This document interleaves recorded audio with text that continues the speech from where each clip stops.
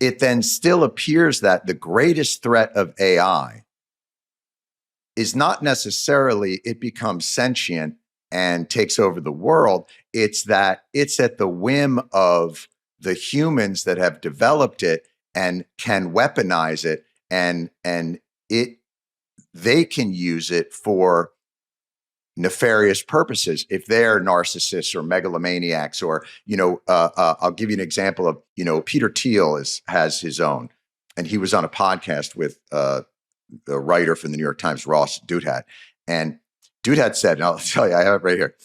I think you would prefer the human race to endure, right? And Thiel says, and he hesitates for a long time, and the writer says, that's a long hesitation. And he's like, well, there's a lot of questions in that. That felt more frightening to me than AI itself, because it made me think, well, the people that are designing it and shaping it and maybe weaponizing it might not have, I don't know what purpose they're using it for. Is that the fear that you have, or is it the actual AI itself? So you have to distinguish a whole bunch of different risks from AI. Okay. And they're all pretty scary. Right. Okay. So there's one set of risks that's to do with bad actors misusing it. Yes. That's the one that I think is most in my mind. And they're the more urgent ones. They're going to misuse it for corrupting the midterms, for example.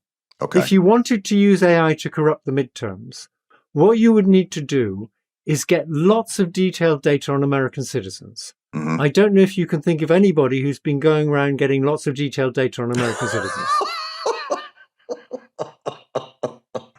And selling it or giving it to a certain company that also may be involved with the gentleman I just mentioned. Yeah. And if you look at Brexit, for example, yes, Cambridge Analytica had detailed information on voters that he got from Facebook.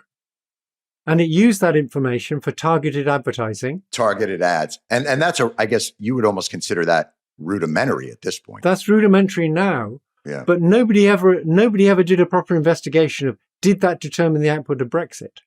Because, of course, the people who benefited from that won.